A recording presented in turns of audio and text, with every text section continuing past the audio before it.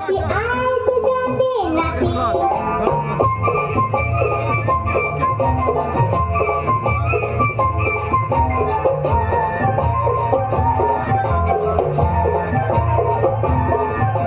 পাখির হাতে ছিল একটা ছোট্ট মতন কাঁচি।